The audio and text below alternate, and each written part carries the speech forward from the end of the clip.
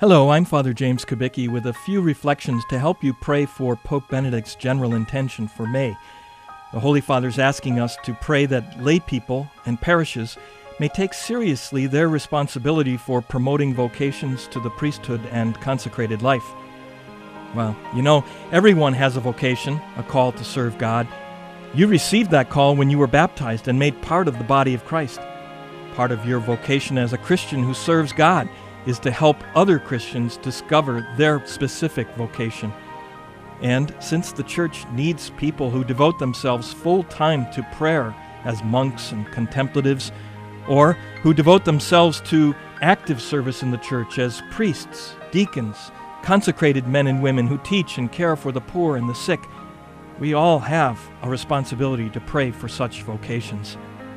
May 3rd is the World Day of Prayer for Vocations, when the Church throughout the world engages in such prayer for priestly and religious vocations. But your prayer should lead you to action. It should make a difference in your life. One way your prayer for vocations can influence your daily life is to work at creating a culture of vocations. Think for a moment about a vocation as a seed from God. It needs good soil in which to take root. It needs a good environment in which to grow. Are your home and your parish good soil? Are vocations to the priesthood and religious life encouraged in your family and your parish and your schools? And what about all the weeds of our culture that can choke out a religious vocation? What do I mean?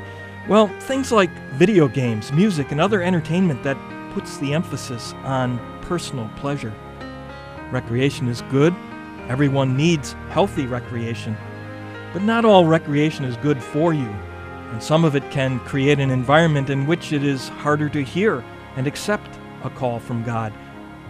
If you give in to the temptation to think of yourself first or to look out for number one, meaning yourself, well, then a life of service to others, whether it's part of a call to priesthood or religious life, or to the self-sacrifice necessary to the vocation of marriage, will not be something you will even think about. Let me suggest one practical way to help create a culture of vocations, an environment in which children and young people will be better prepared to hear and answer a call to service. You might already be doing it.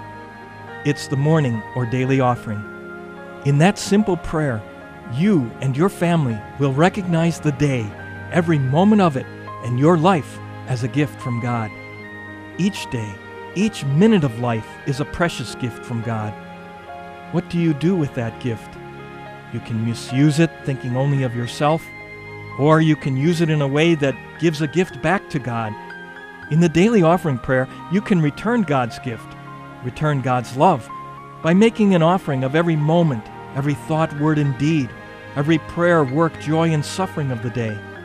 You can offer yourself and your day to God so that the work of Christ, the work of His body, the Church, will continue. What is that work? Jesus said, "As the Father has sent me, so I send you." Jesus was sent to reconcile the world to the Father, to reconcile people to one another. Jesus was sent to lead people to our true home, heaven.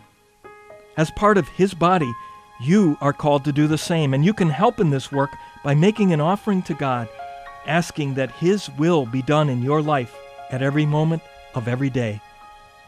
I think you can see that making such an offering and teaching others to do so will create an environment of self-giving rather than self-seeking.